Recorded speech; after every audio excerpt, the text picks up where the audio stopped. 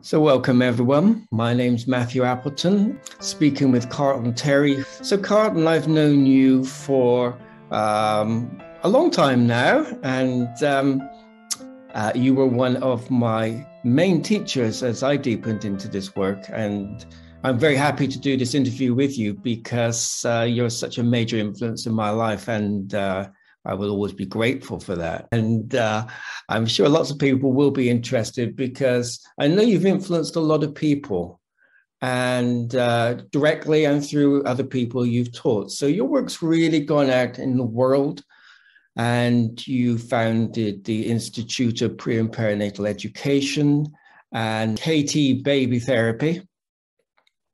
And I think if there's one thing that I would say about Karlton Terry, I would say this is a man who advocates relentlessly for the baby's story to be heard. And yeah, you really helped me to hear the baby's story more deeply.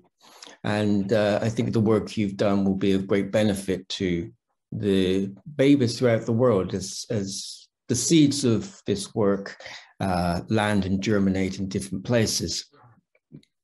But our focus here is to find out more about you and more about the influences that led you on this path. And I know these paths can sometimes be quite meandering paths, and I'd like to explore all the different kinds of byways that you may have passed through to get to where you are. Let's start with the big, broad canvas of Karlton Terry embodying in the world, on this planet. I found my soul accumulating bits of itself from, I guess you could say, all over the cosmos. I wasn't awake for a long time, but I suddenly noticed that I was a bit like a Karlton magnet. Mm-hmm. I think everybody does this. We're all a sacred facet of the billions, trillions of diamonds of the cosmos, and we're all a facet of God. And it's cool. I wish I could screen share with you, because I found a guy who works with a plate of sand, and he hits it, and the vibration makes these things come together. And it felt like how I came together. Mm. Energy or electricity or divinity, but I was like a crystal. My molecules that were like molecules to myself started forming something like me. So I remember forming something that came to Earth in a kind of like a choir of something, but it was me becoming elements of the universe that were like me. Mm-hmm. Suddenly, boom, you become more crystallized and more condensed, and you have to go through this condensation process, I think, to even get close to coming into a body. And then you get like oriented towards a planet, Earth, and I was oriented towards the Western Hemisphere. I aimed straight for this. Right. Southeastern Washington.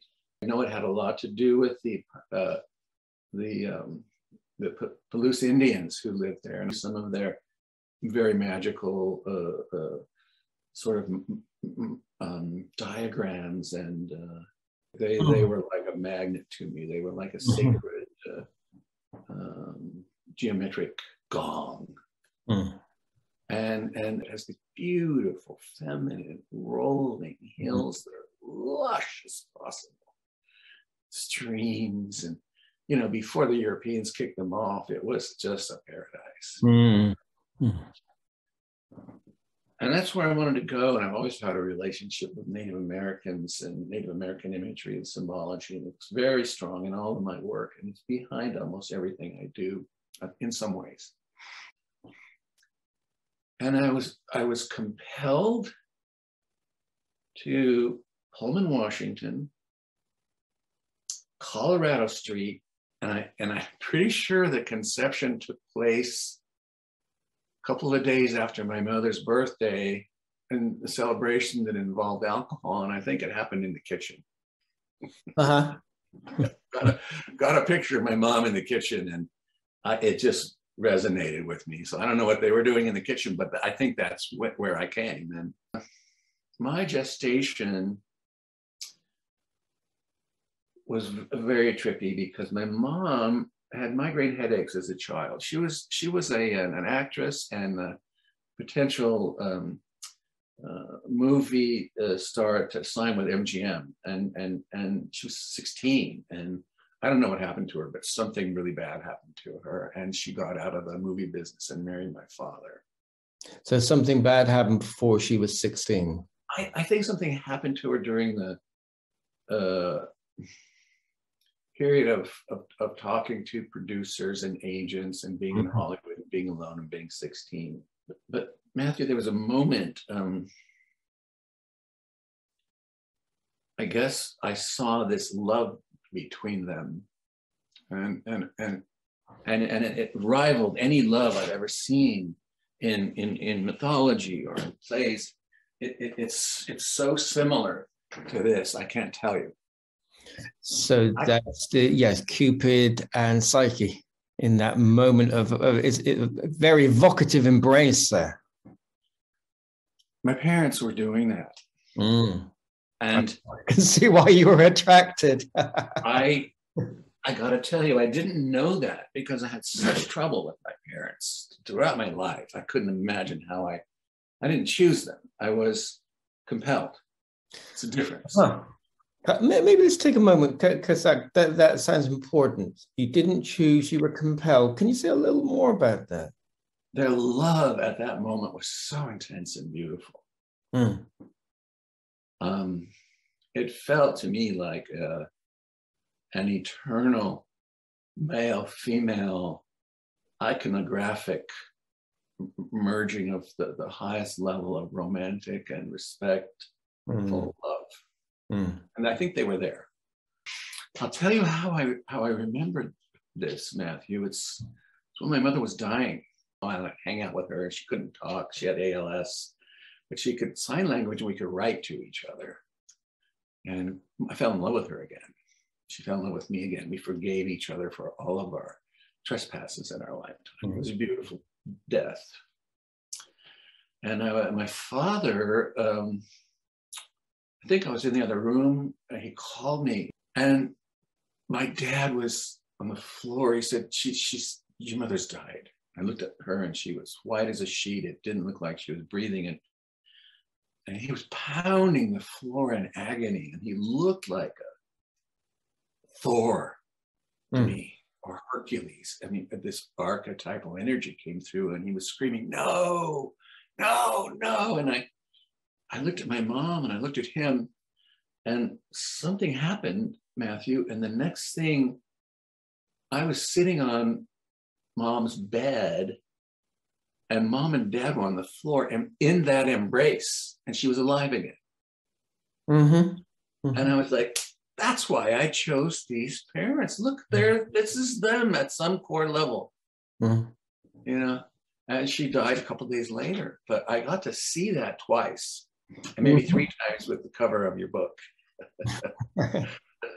And I oriented toward my conception that way, Hmm. having no idea what the future would be like. I was just so attracted to their loving embrace. But the prenatal life was tricky because Mom got migraine headaches, really severe ones. And in Canada in those days, you could buy a pill called a 222, which was packed with codeine and caffeine. And I think she just popped those like M&Ms. And the last trimester, she got morphine shots. But the overwhelming experience was a sort of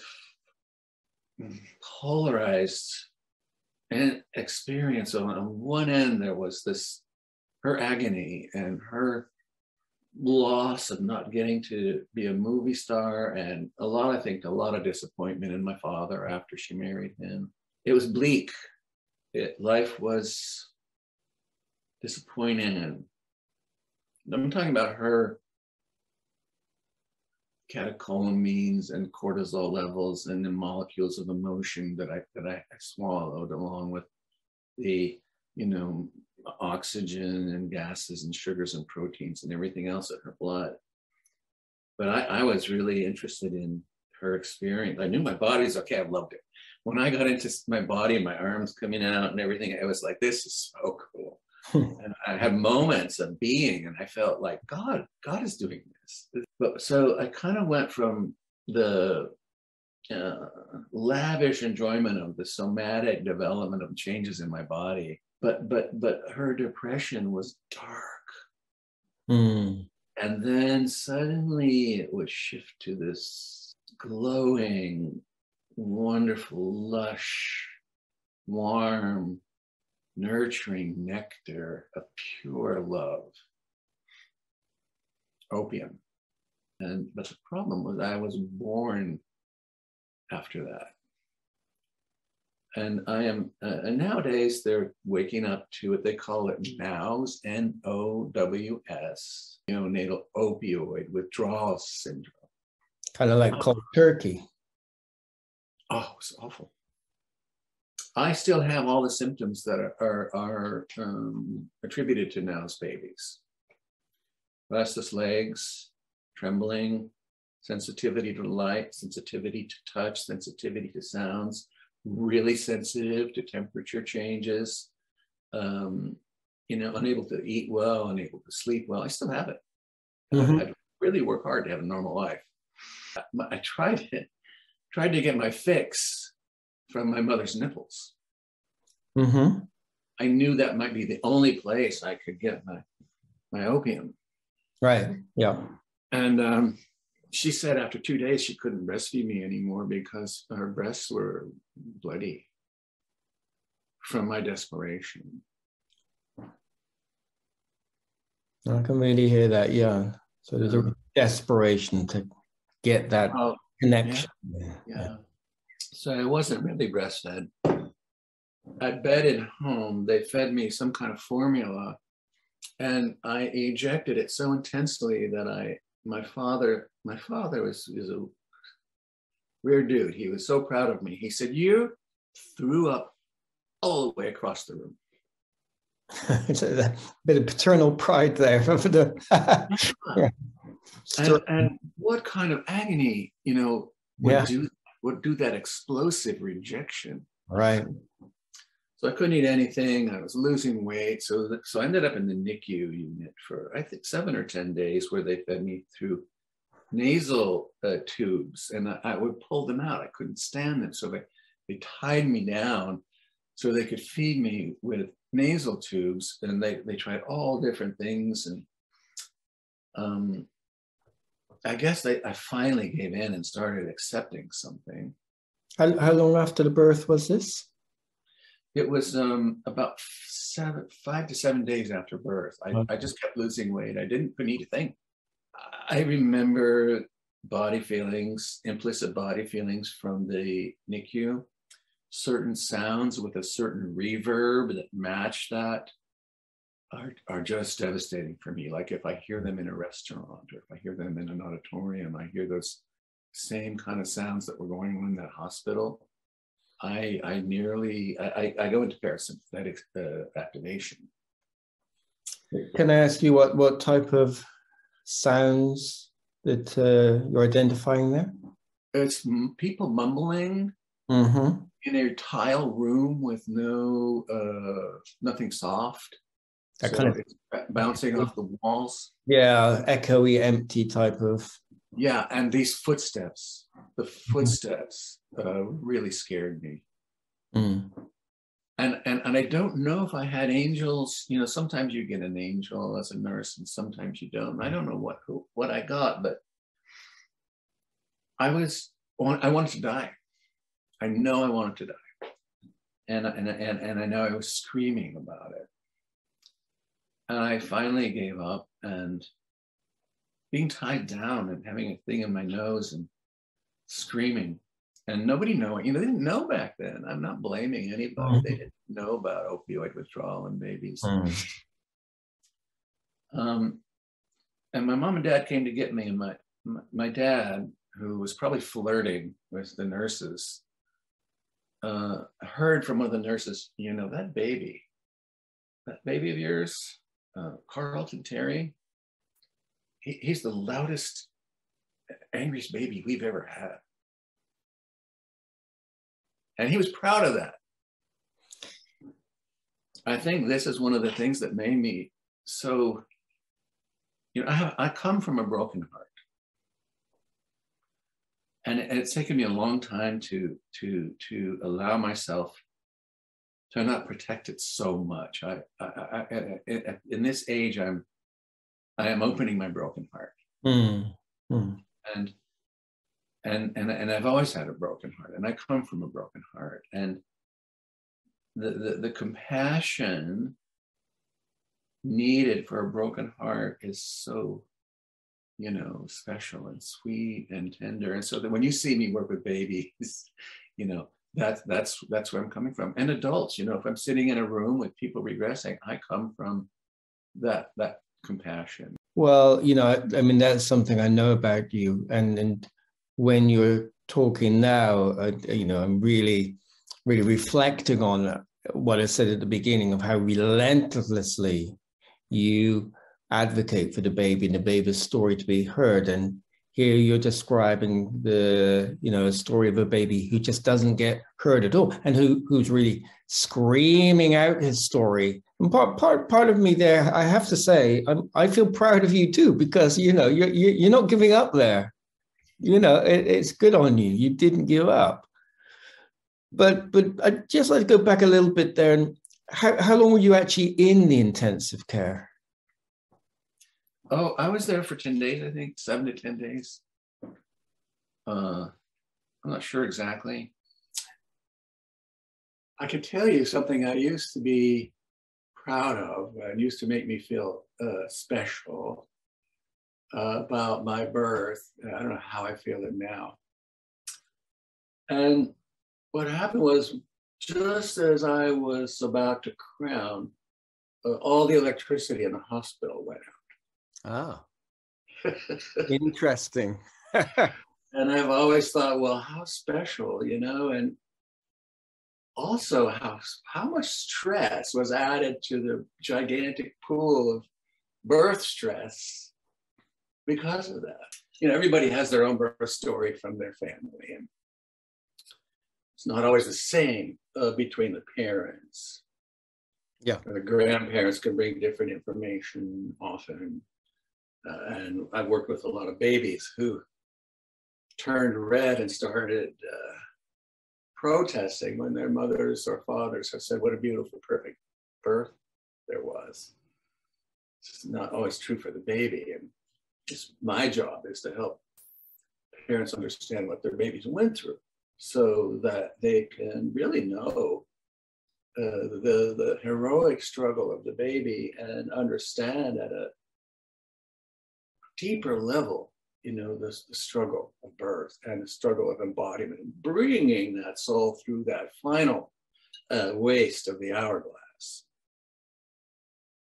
Well, you know, I'm curious about this as well, just because, you know, I remember asking you a little bit before about the, you know, what was happening about this time, and you talked about the land. You talked a little bit about the attraction to the Native American culture. And what I'm curious about here, Karlton, is my kind of impression of 1950s America is pretty conservative. And so I'm kind of curious about this in a way. It's just like how you as Karlton Terry, with this attraction to the land, the attraction to these indigenous cultures, you also come into the white dominant culture. What was happening at that layer too, and how did that influence you? I really think it has something to do with my repulsion of the annihilative aspect of the patriarch, and the hubris and entitlement that is such a, you know, low level toxic field. That is self-aggrandizing because we won the war and we are great.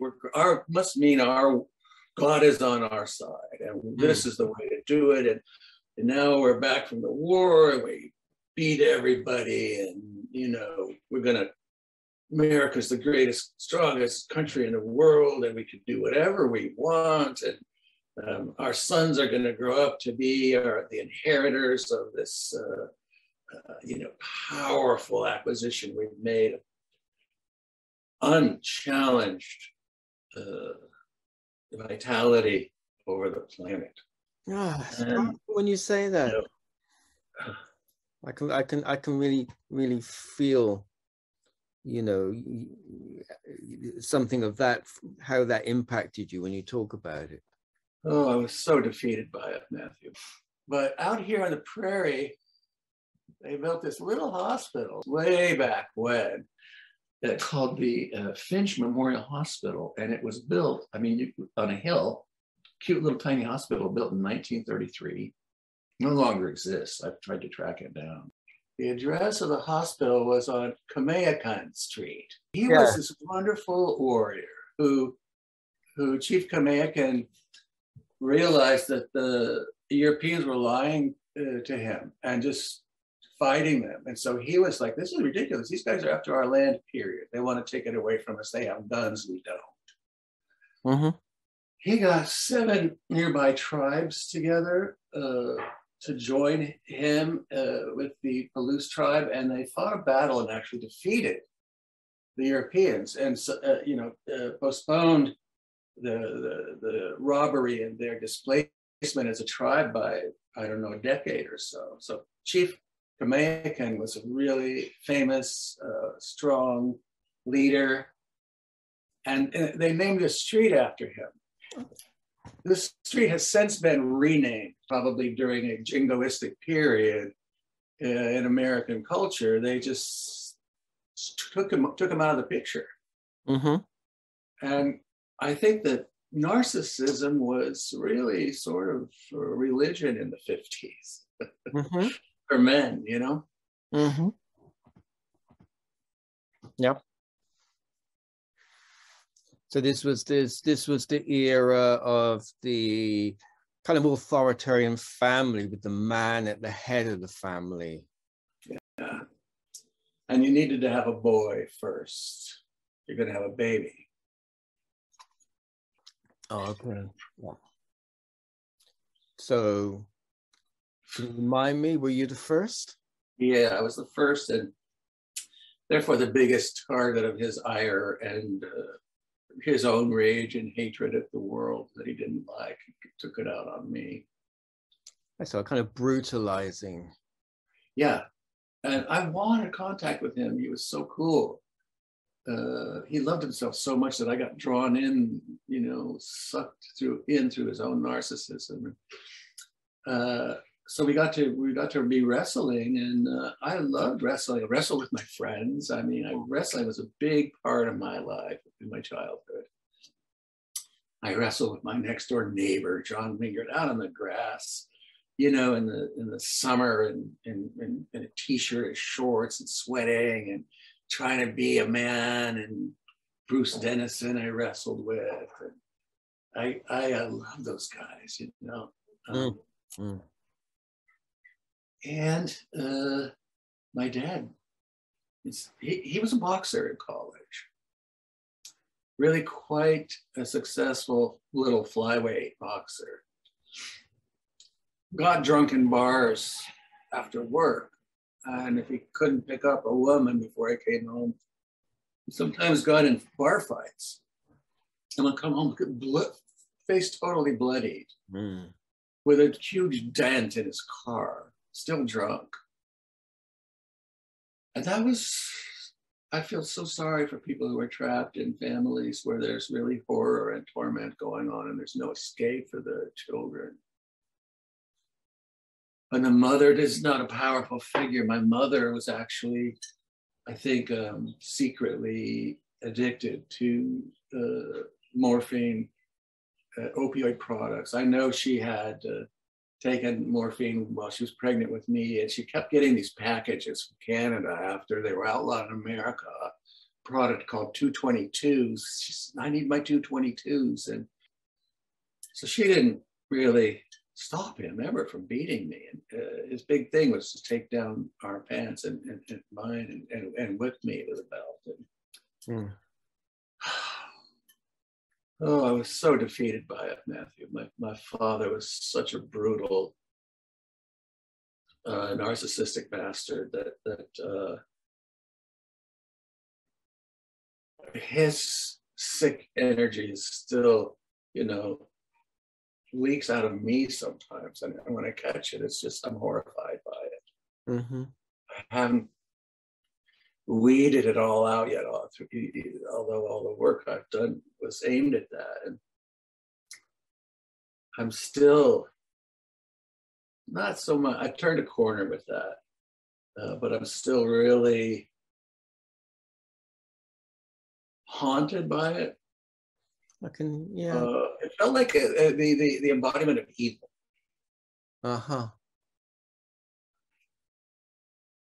So that's quite strong in terms of a father figure. Yeah. Well, he was my hero. He was my hero. He was so strong, so big, and he was handsome. And he loved himself, and he was in good shape. And he was tougher than anybody, and he was always right. And you know, he was like an Apollo to me. And that was so hard for me, because every time I went toward that figure, I got hurt bad. He knew I was going to be bigger and smarter than he was, and boy, did he hate me for that. Wow. Yeah. And I would just, I part of my process with him that helped me park him in the dark dungeon where he belongs, if I could find it, is a process that I made when I was dealing with his image. When I was in the hospital, here's the picture I was looking for. I'm sorry it took so long. Okay. I do a lot of facial split work. You know, so do you. And we see when someone has a facial split. And here I matched, I'm trembling looking at it. Here I matched one side of his face with the other. Okay. That's my dad changing my diapers. And last time I was in the hospital, after 16 hours and 45 minutes of anesthesia, that face visited me one night when I was hallucinating after being on anesthesia for so long. It kept mixing with the face of Lucifer or the devil, or a skull that looked like the devil. And God, I was haunted by it. And so that's the darkness, it's out there, it's in our collective unconscious, but his really got into me. And when I think about that happening to someone, I know that I'm here to stop that. is part of my motivation. Is there's so much more in the other direction, you know, so much more humanity and true power. And when I think about my kids, you know, I never hit them. I couldn't even. So I can't stand when I see humanity abusing itself. Trying to make sense of this disconnection, this violence, this you know, a huge amount of pain in the family field. I have a broken heart from it, and I could feel it. And when I'm with that, I can sort of feel that compassion is in there, underneath the broken heart. And when I see vulnerability, I just want to support it because it's so beautiful and there's so much power in vulnerability. And we're humanity. For me, humanity, I'm getting better at realizing we're all one organism. We really are, if we can see it. And this is why I developed the birth mask reveal process, because we are not allowed to come here without getting pretty beaten up. And so if God is benevolent and wise, or the cosmos is benevolent and wise, why do human beings get such brutality imposed upon them for coming here? And some of us enact the evil and pain that we feel is projected or impressed into us during birth, and some of us deny it, and then it's acted out in the field around us by self and others.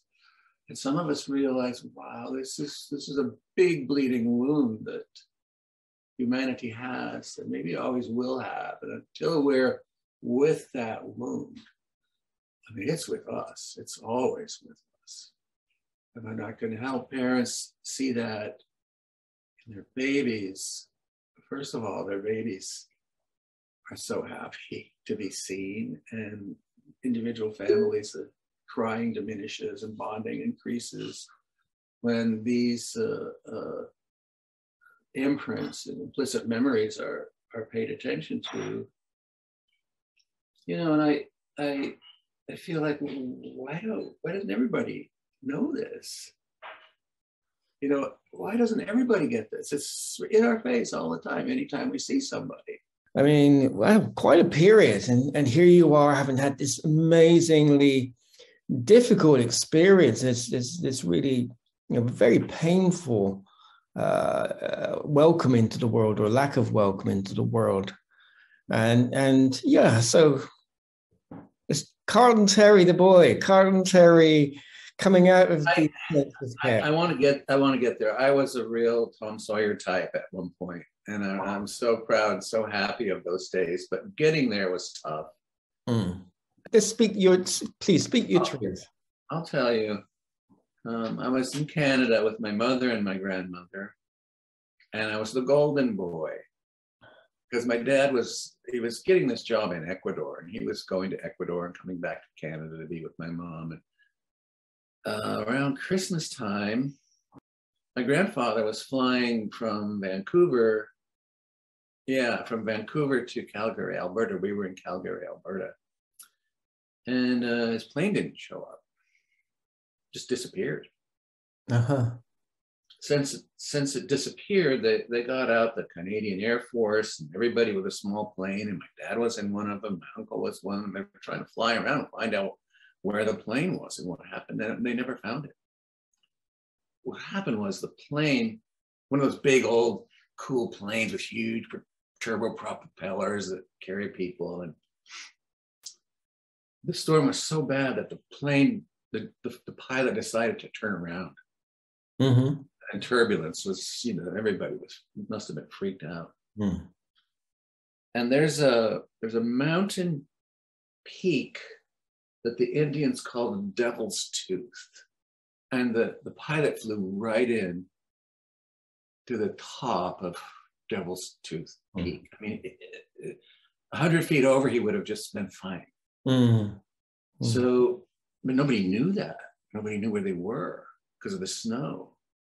You wouldn't believe the angst and sorrow and fear and hope that I marinated in with my family, my grandmother and my mom. And they couldn't really give me love because they were so distraught, you know. How old are you here? I was at 3.5. Okay. He disappeared. In June, some ice mountain climbers found the plane because the snow had melted enough. And it was just in pieces. I mean, nobody could have survived it. So I lived in that soup of despair, broken heart again. Yeah, it's a long time. It's kind of also just with that, you know, the levels of resonance there with these kind of earlier experiences, and then this kind of hellish being in the field of despair and unknownness. Oh, it just breaks my heart. I mean, my whole family and me, it's still when I feel into it, it's such a time of despair. I remember playing in my grandfather's closet. I loved him. I was the first grandchild, and he was a much better role model as a man for me than my father was. And he was strong and gentle, and he was so happy to have his first grandson. And he took me shopping and bought me a cowboy outfit. To young Karlton here, so I'm already hearing. If and correct me please if I'm not getting this right, but I'm already hearing that there's something kind of like of an inherent, let's say, sensibility in you. You know, the indigenous traditions, the land. It's like here.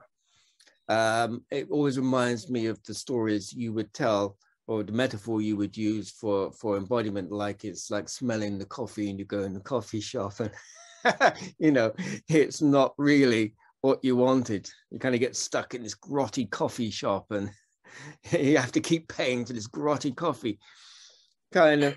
And so like, I'm curious because you could have just become your father, of course. You could have just repeated that. So I'm hearing there's something underneath, there's something that you're already incarnating with. And very often in my experience, then things around us start to attract us to kind of keep us connected with that, to keep that bit of us awake. And I'm curious about that. What were the influences for you that kind of stimulated you in this particular direction? From a very early age, I could tell what was wrong and what wasn't. And wrongness, I mean, it was, you know, in my little world as a little child, it was, you know, in the house. I mean, it's in everybody's house, you know, and babies pick up on it. And my father, who was simultaneously my hero and my nemesis, would flip from being Apollo to the picture I showed you of him as the devilish picture. And I didn't, you know, what happened is we after the missing saga of my grandfather and the misery we lived through that my next step was pretty much back to back was my sister was born. We moved to Ecuador, and my brother was born. My father got my mother pregnant. They're 11 months apart. But my mother was busy with these two babies. And I had been used to being the golden boy, you know, with my grandmother and mom and nobody else around. And suddenly I was isolated, really isolated, alone. And my times with my father, I didn't trust. And when I was in direct social experience, I was miserable. I had nowhere to go. When I say this, nausea arises in my stomach. There was no corner of the house except with the maids. When they left, it was like my tribe left, and I couldn't come in the room with my mom and my sister and my brother. I wasn't really invited.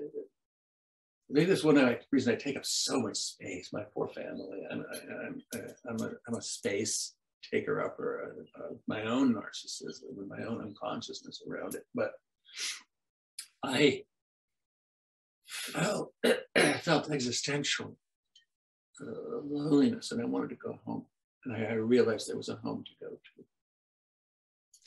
And my mom, I don't know what kind of opioids she was getting when she was in Ecuador, but I bet they were powerful and good for an addict. And she probably had sleeping pills, and my dad probably had sleeping pills. He might have had some speed, Valium, I don't know, but I loved the taste of orange baby aspirin.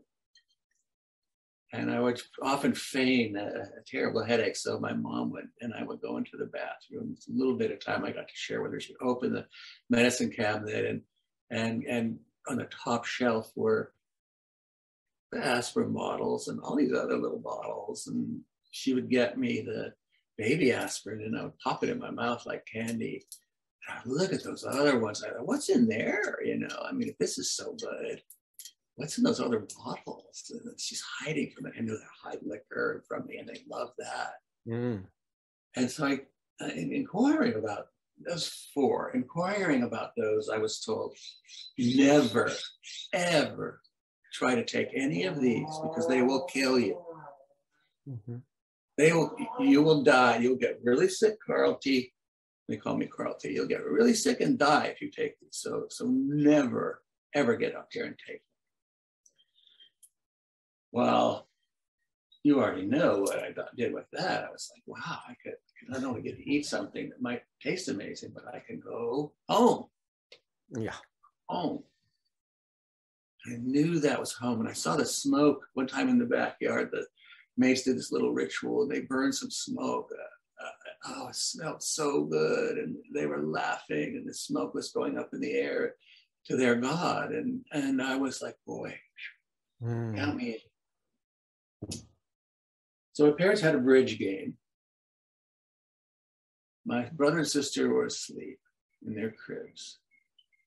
What a break for my poor mom, and my dad to be together with a bridge game, and there may be 4 or 5 tables. And I snuck into the bathroom. I remember this explicitly because I had such a plan for it. It really went into a file cabinet in my brain, and I climbed up on the toilet.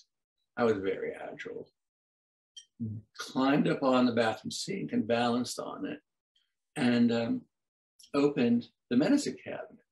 I went for the aspirin, and I put it in the sink, and I'm like, I'm gonna put this other stuff in the sink for now. They're busy, they won't, So I put everything in the sink, and I remember all these movements. And of course, there were only a few aspirin left. I ate them all first.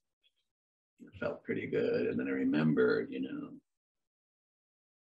die if you eat these. And so it's just little by little, I started eating these pills, and God damn, they were awful.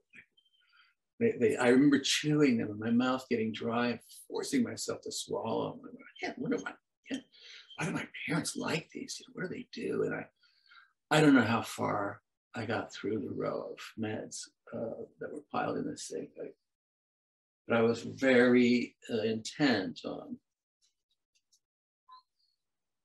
leaving that misery that I felt because I was so damn sensitive. How old were you then? 4. Just 4. Mm-hmm. I crawled into them.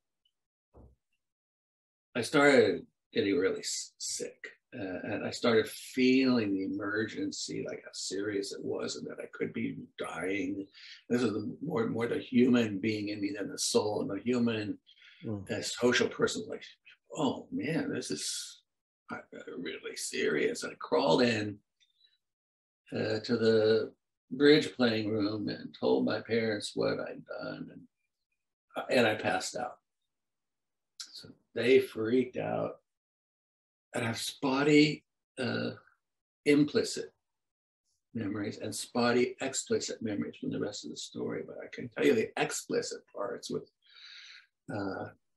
one snippet. I remember in the ambulance, my father had my jaw gripped like a vice open while they were with a rubber hose and pumping my stomach.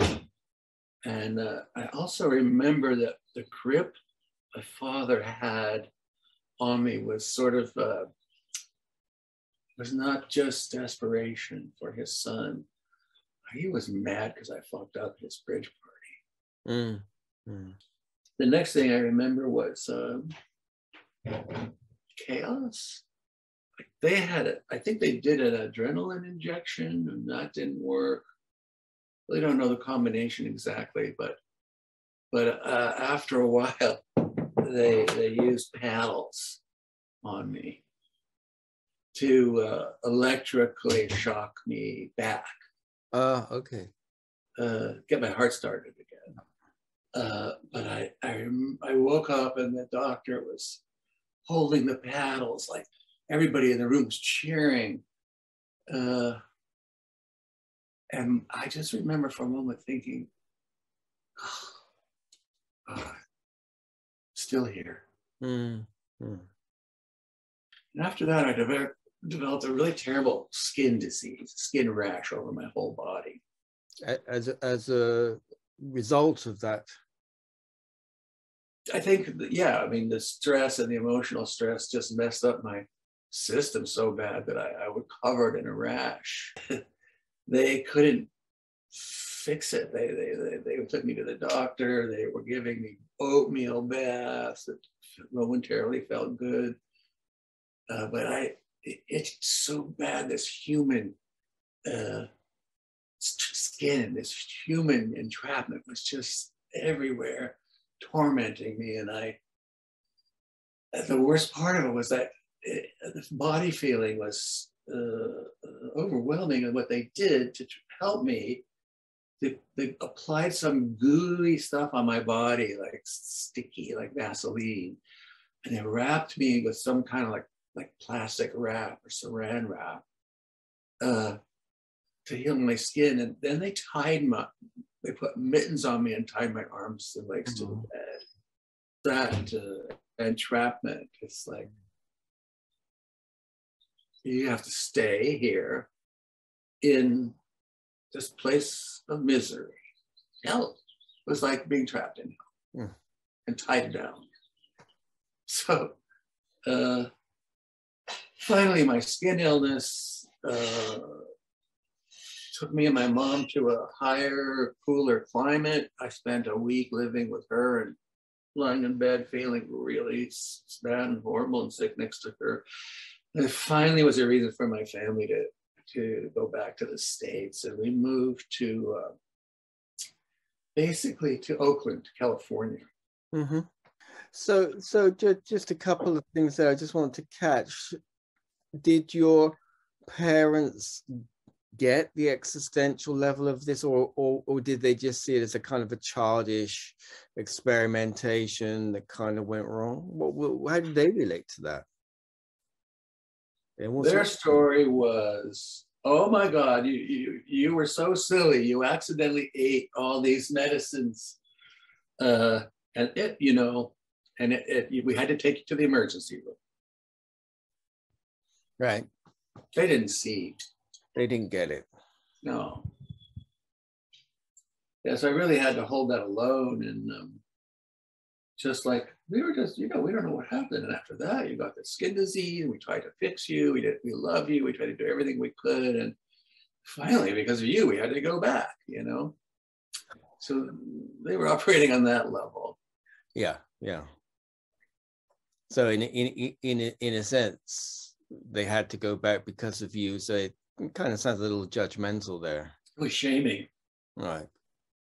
And at some level, maybe I was trying to get my place on the throne as the only golden boy back in the family. Because if I'm going to stay here, I need something to hold me and contain me. I need to be the one. So that level of narcissism and taking a huge amount of space based on health, it's kind of long-term pattern of mine that has irritated the hell out of those close to me.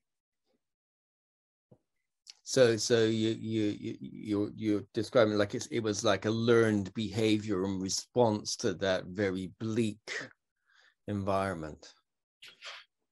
Yeah, but it learned implicitly, like in my body. I don't say, "Wow, I'm going to go dislocate my hip so I can get taken to the hospital," but I've dislocated my hips now 1, 2, 3, 4 times. You know, I've had 17 surgeries in the last 5 years, and right. major ones too. And I like, believe me, after every one, I'm like, where does that come from? How do I need to listen to this? How can I grow from it? And maybe getting close to some of those answers. Yeah. Well, and again, I'm just hearing, you know, this keep coming back to these kind of existential themes working through you. Wonder, Karlton, can we just want to make sure I don't miss a few pieces. So I've really got a sense of your father. So he has this kind of Apollo, godlike quality, you know, kind of hero worshiping, and then he's got this more demonic kind of quality, which is, you know, really frightening and overwhelming. And then I kind of get the sense of your mother being behind this kind of wall of opiates, and I'm wondering. She was obsessed with her beauty and vanity, and she was an actress, so that also part of her show. Oh, okay. So tell me more about your relationship with her.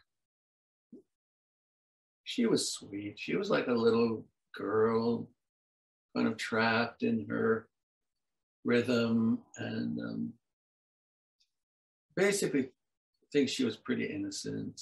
I loved her, and I was proud of her when she'd come home with.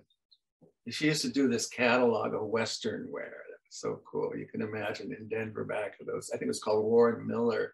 I still have some pictures of these long catalogs with her in like a pink cowboy hat. She had a modeling career in Denver, and I loved. She was also an actress, so she was always in a play or two a year, and I would love to go see her in her plays. And I knew all the lines because she used to come home. Dad wouldn't be home, and she'd need someone to, help her practice her lines. And I loved that relationship with her. And I assumed all of these different masculine personas when I was prompting her.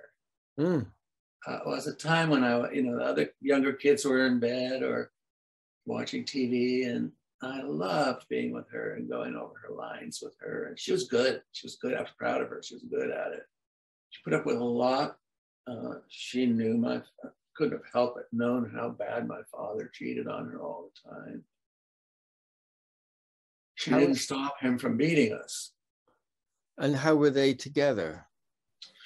They played roles of cuteness and of this sort of, we're both beautiful, young roles and examples of the American family. We look good together, we're a good-looking couple. And we did all these fun things. We went skiing as a family. When we got older, our whole I was behind this. We got a little bit older. My dad was making some more money, and we bought 3 motorcycles for riding around in the backcountry in Colorado. I can really imagine. I can imagine you on your bike. God, I love that bike. Yeah. I can hear it in your voice.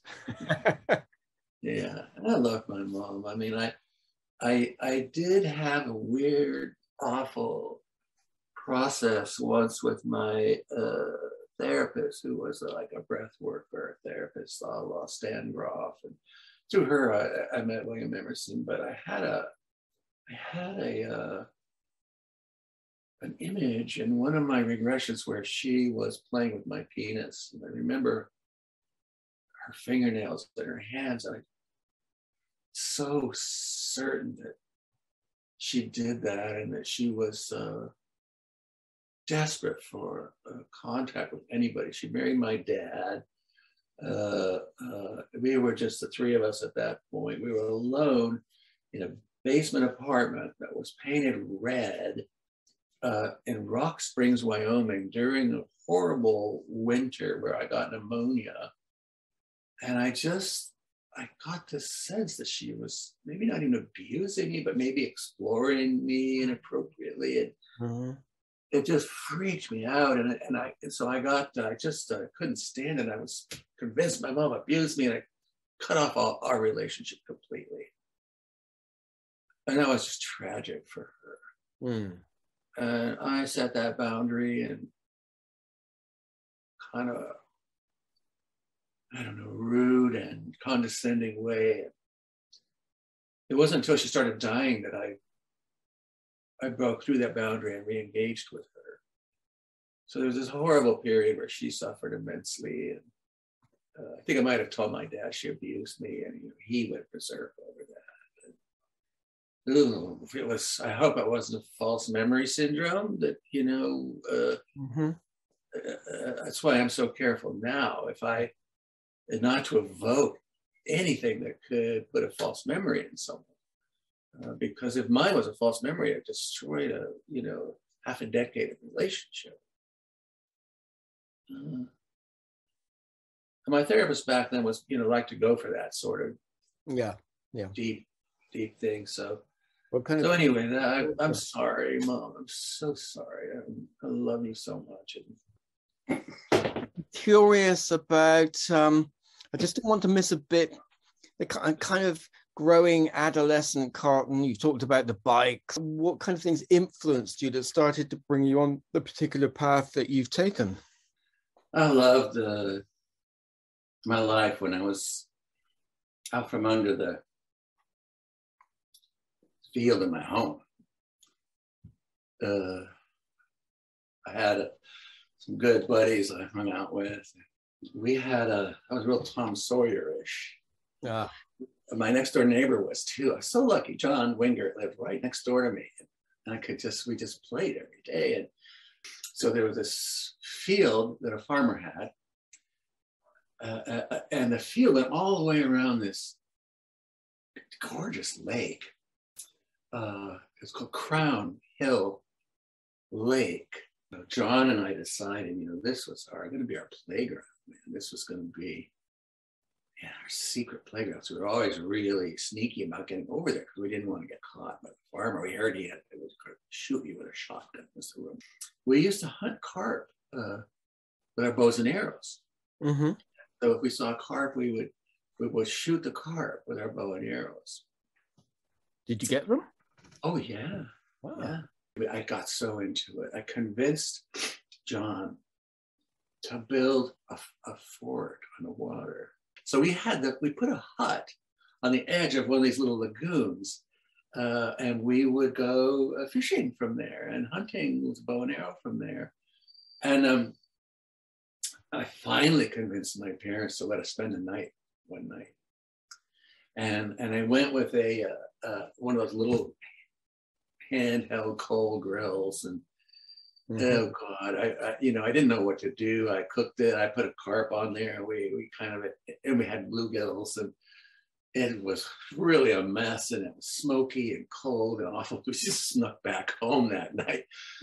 But God, I love my times at the Crown Hill Cemetery Lake, and and then I would get home and it'd be like, okay.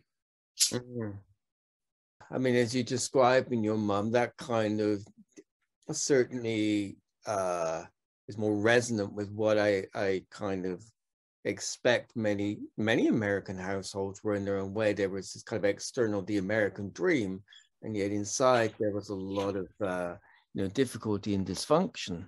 Yeah, we covered up a lot. And what kind of period are we talking about in your life where you went to the therapist, you had this particular memory? Yes, my wife and I were really struggling in our marriage. Both our kids were born. So young father, Ollie was 1 or 2 when Yasmin convinced me to go to therapy. Ooh, sounded awful. I thought it was crazy. Therapy? You want to see a therapist? And we saw this therapist for marriage counseling, and I really got into it. It just sort of pampered my narcissistic side and got to talk about myself all I wanted to. So we went to marriage counseling for quite a while and got divorced as a result of it. But I kept going to that therapist. And Yasmin was cute. She was good, really good mom. I love her. She nurtured our kids. She was beautifully attentive, loving, nurturing mother. But we couldn't get along in a way I needed for my life companion. But she found a therapist that did breath work. And so I went to her because Yasmin persuaded me to. And I did a holotropic breath work with her and got, technique and went somewhere and came back. And before I knew it, I was like, whoa, there's something in here that matters. And then I broke my back playing polo. So I went from being a businessman who I broke my back playing polo, broke a bone in my back and squashed a disc playing polo.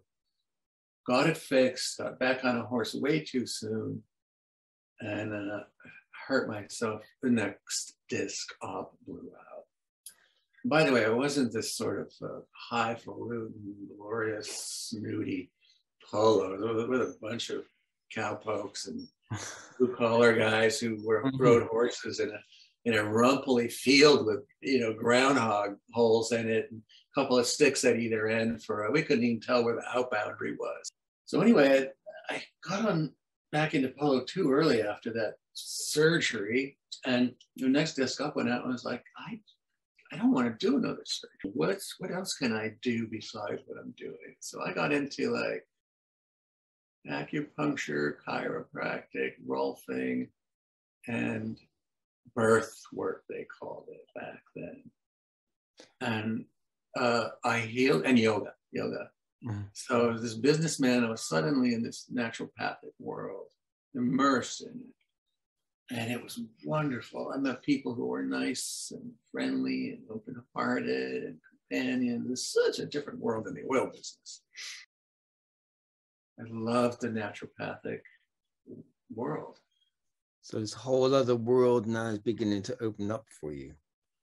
And simultaneously with me being fascinated with William's work, my therapist at the time put together a little course of her own where she taught something kind of like breath work / birth stages, birth regressions. And she invited 12 of us. She had a pretty big practice. So she picked 12. And I was like, I'm not supposed to sign up for this, am I?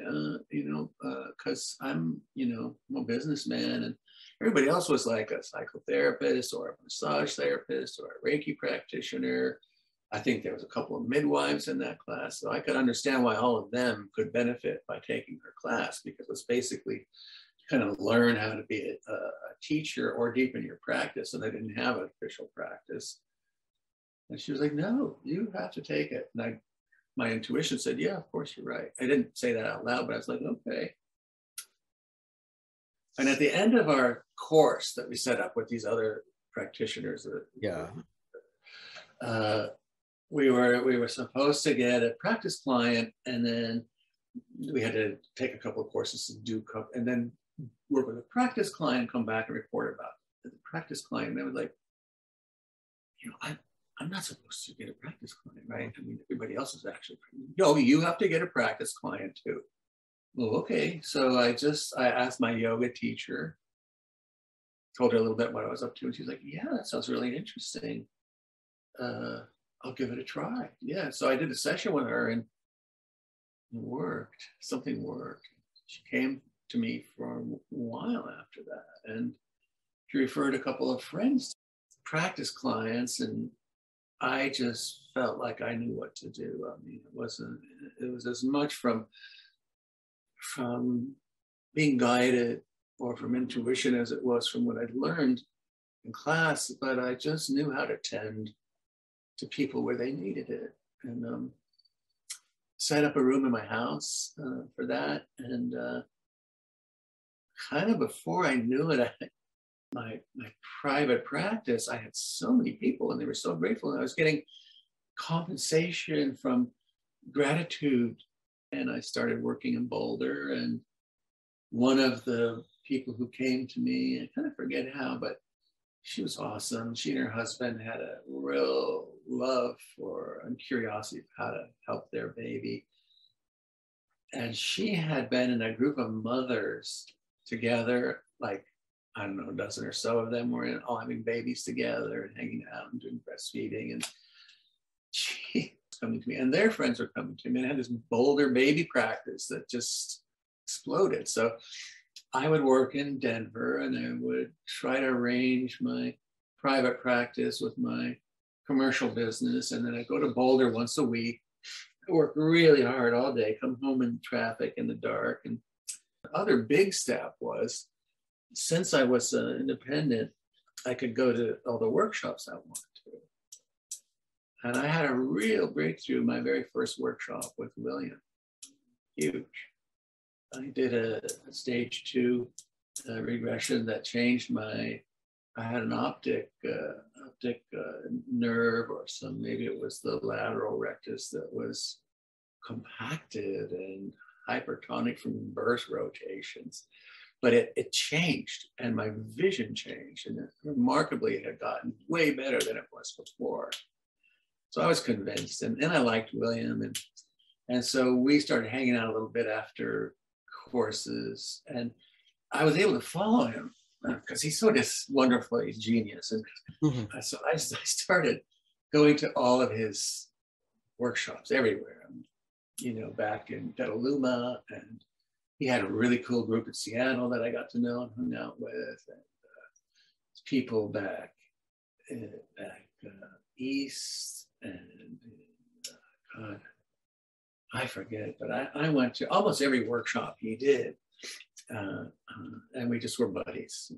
We were really good friends. I started sponsoring his courses in Colorado, and he would, he would hang out with me, and we loved doing the same kind of thing. And we would, so we would get deep into the night, into these deep discussions that I didn't feel like anybody else could meet me.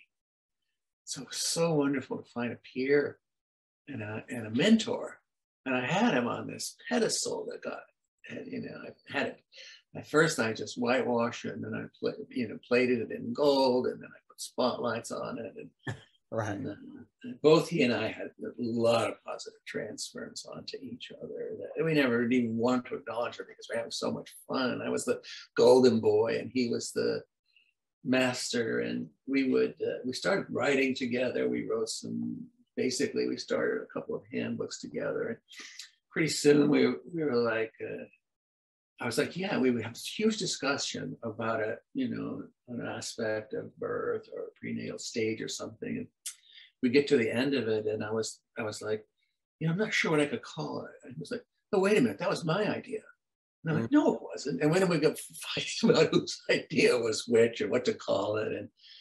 But I had some students, he couldn't make a class that I got 30 people together for a course in Colorado, and he couldn't take the course. He couldn't come teach it. So naturally, I taught it. And then that was a pretty big success. So I started teaching workshops, my own in Boulder. And then he invited me to Switzerland to alternate teaching with him to a real interesting group of participants. And so it was a door that opened for me in Europe. And I was so lucky because William, through Marcus Fisher, who was the president of IBP Europe or Switzerland at that time, high standards, awesome workshop space, seminar houses with great chefs and great food. And my students, mine and William's students, were some of the big names in pre and perinatal psychology. I mean, people whose articles I had read. And they had way more history than I did. They knew people whose work I was working off the back of, who I'd never even read. I didn't know, Winnicott or Otto Rank, or, I just was doing what I felt was right based on what I learned from William. And I organized a lot of his material and added some of mine into a structure that became the foundation course. And so at that class, that course ended on one of my classes. And it was so beautiful. The teachers put me in the middle. Teachers, they were my students and my participants, but they were my teachers. And a lot of them were older than me, and a lot of them way more experienced than they did. And their compassion for me, I felt like a boy again. They put me in the middle of a circle and they started showering me with gratitude and gifts and boxes of cheeses and all kinds of Swiss chocolate. And I wasn't expecting that. And I was like, wow, I love these guys so much. We've been through so many intimate moments together. You know how it is when you teach a workshop and you're working with these courageous people who are willing to go deep, and boom, that creates connections and camaraderie and compassion. And I think 3 of them asked me, Karlton, we need you to please help us spread this work. If I set up a workshop, pull together the students and find a seminar house and do all the work, would you come teach my people? And I said yes to everybody. So before I knew it, I was going to Europe for 3 months at a time, twice a year, doing, I didn't take many breaks back then. I was a really hard worker, too hard, and doing the best I could and coming up with more and more curriculum until I finally realized I reached the end. The door closed. And at that moment, I just realized, wow, I need to perfect what I'm doing. I need to help teach people to teach this themselves. And that kind of got me to a place where I really loved helping people gain what they could from me and take it into their own lives. In the beginning, I was a real despotic, and they had to do it this way, and they had to be like that. And I suddenly realized I'm trying to make people be me, like a duplicate of me. And I didn't want to hear any feedback from anybody, really, because what I knew was already better. And I had a problem with that. And then when I let go of that, I started realizing how much other people's work enriched me, and how happy I was to let them merge my work with theirs. It didn't have to look like anything, as long as it was safe and at a certain level of integrity and a certain level of ethics. And so that was a big step for me. And I love you. I'm so proud of what you're doing and how you've sort of merged some of our work together into your life. And there are people like Claudia versus Lewis, and so there are people around the world that I love and bless, and there's still some people I supervise. And then I took a break. Yeah. And I think, because I met you in Switzerland, I was just reflecting on it. It's 20 years ago now. And I think you just really begun to teach your own stuff there. You'd moved away from William, and you were really putting the work out there. And I know my meeting with you certainly totally changed the direction of my life. And, so I've always been grateful for that. And I've really seen, how your work has had a huge influence and, really has grown out into the world in many different ways. And when you think about your work, what you've done, where you want to go, how would you like to see it out in the world? Would you like this to be influencing parents or therapists or academics? Where do you feel your work is landing? Where would you like it to land? And what are your dreams about that? I was going to let it all go because I felt like I can't change the world. I can't really help that many people. I work so hard, and I'm not good enough. I'm not big enough. I'm not worthy to be.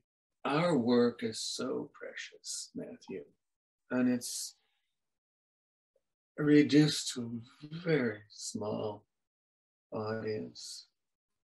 So tiny, in our PNP world. I know it's growing, but it is. Why isn't what we do mainstream? Why don't we look at somebody and go, he's it goes a handsome, good-looking guy, and he's this tall, and he has graying hair and blue eyes, and he was left side of eye, posterior birth. Why isn't that part of our perception? We see it in everybody every day. Mm-hmm. And it's so amazing to me that we don't see it at all as a culture. Yeah, there it is, every day in everybody's face, all the time. You can't be a human being without it. No, my light side's lighting up now as you talk about it. Yeah, so I've discovered why parents can't see it in their babies, why parents can't hear what their babies are saying. I figured out how to change that. Babies' cries are meant to be the most annoying sound in the world, so as to get your attention above everything else and trigger a caretaking response. Studies have even shown that caretaking response actually initiates and becomes active even before the person is aware. And I've been studying a lot about implicit memory and how beautiful it is. It's our wounding and our scars being shown to us and coming up for healing. I've understood and discovered why people, parents and pediatricians just haven't addressed it. Now that I know that, I need to share it. And now that I realize I'm in a different world than the one in which I was a traveling teacher, I now know how to share it. And it came from, Matthew, it came from lying in bed, sheet of ice, and in watching TikTok and in going through Instagram, I realized how many thousands of people out there come right up to our door, but they can't see that the door's there and they can't open it. Mm-hmm. And they're so curious on how to be a better parent. Why is my baby crying? Persistent, unexplained crying and baby body language is about all babies do besides their little social lives and eating and sleeping and pooping. Mm-hmm. And I see these people, they're like curious, but they don't realize the depth of potential they're approaching with their curiosity. And so my job is to say, hey, look, do you want to see what happened to your baby on her way through? She was on a hero's journey. And keep it at a social level. It's not like a regression. It's not meant to invoke tears. It's all about compassion and fun. Mm-hmm. And all I'm doing is saying, how does my baby's face look the way it does? What happened? And I draw little arrows, and it's kind of like a video game. And at the end of the session, the moms are like, wow, yeah, I see it. I never noticed before. That eye is closer. And eye is lower. Oh, honey, that was, oh, I remember I was having so much pain. And what should I do? What should I do for my baby now that I see it? And basically, step one is huge. All you have to do is see it. Mm. Suddenly you're carrying a big part of that baby's load. And please, just when you see her pulling on her ear, just give her a kiss on her ear and look, imagine this. Then I'll show her a picture of a crumpled tentorium, and I'll show her a picture of how that baby turned on an LSP, and I'll show you a before and after picture of people who've done it. And just give her this understanding that by bringing awareness, bringing attention to what happened, is compassion. Instead of, sort of keeping this veil up. They love it. I mean, the parents are like, wow, that's so cool. Well, that explains this. And I get that. And thank you. And what should I do now? And I'm like, just be aware that when he's crying like that and he's turning his head like this, just be aware that came from an imprint that happened in his birth. Well, he couldn't figure out which way to turn. That's still in his body. He has feelings about it. That's why he's crying. He's not crying because you're putting him in his car seat. He's crying because what happens with implicit memory is when it arrives, it floods the other hemisphere of the brain. And without knowing it, you feel like whatever happened to you is happening right now in the present moment. So he is in a transition. He's getting in a car. He doesn't know where it's going to take him. I'm talking about birth, right? He doesn't know where it's going to take him. And he's trapped in a device. You don't think that's a trigger for bringing up unresolved birth issues? Well, of course you do. Oh, that's it. Wow. So it is the end of the world when he's screaming like it's the end of the world. And yeah, it does. And it doesn't do any good to say, honey, stop screaming. It's not the end of the world. Yep. Because implicit memory is felt like it's really happening in the moment, and what's really happening is really real. Yeah.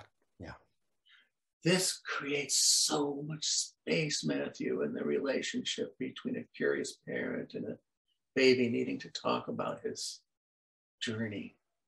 Yeah, I mean, I've really seen that, and it's one of the gifts that you've been passing on for many years. As you say, it's like, you don't see it until somebody points it out, and then whoop, there it is, absolutely clear. So clear. Yeah, I know. And it's everywhere, and anybody can see it. Yeah. And when we see it, it creates space to be how you are, and it sort of gently evokes curiosity and compassion and the oneness of humanity. We've all been through that place. Yeah. Our ancestors, God bless them, they were up against the same wall we were, and our baby just was. And seeing it as if it were on TikTok is like, oh, this is out there, it's in the world, this is how it works. Maybe I should tell my friend about it. Maybe this is a way to disseminate across a population, across a generation. Many people are so curious about why their babies are crying and what they can do for their baby. And how can I make the world a better place for me and my baby? And the answer is, it's in our hands, Matthew, to people who know what's behind affect and behavior and activation of unresolved issues. Yep. And this is something I can teach. I mean, this is what I'm doing now. I can teach it to people to share with their patients or their clients, and share with and bring in more teachers. And I want to be like my dream of the positive part of Johnny Appleseed. Here's this gift we can all have. Scatter it. Scatter it with your friends. And then I went, that's my job now, Matthew. I think I probably need to focus on that from now on, and see if it'll work. And see if there's a way to disseminate what we know, Matthew. Yeah, and as you say, it's like scattering the seeds, and those seeds do grow, they do develop, and it's a powerful insight, like when you see it. Well, I've really appreciated hearing it, the ups and the downs, and I think it's important to include both. So I'm sitting with an appreciation of that. I mean, you've beautifully summed up the acknowledgement of the baby's story, how it can be seen, how it can be empathic, resonated with. You've beautifully done that. And I just wonder if there's anything else you'd like to add before I press the stop button today. If my whole career culminates in spreading, BMRs, birth mass revealed, what did a human being do to get here? That's my job right now, maybe forever. And it's so beautiful when at the end of a session you poke the baby's face with no diagrams on it, and you see everything that you've uncovered. And people are just so grateful to be enlightened in that way. Yeah, well, I can really hear that, and I can really hear the feeling behind that. So that does feel like a good place to end for today. So thank you. Really appreciated being able to do this with you. Thank you, man. Really appreciate this connection we've had over the years. Well, likewise, I have all those appreciations too.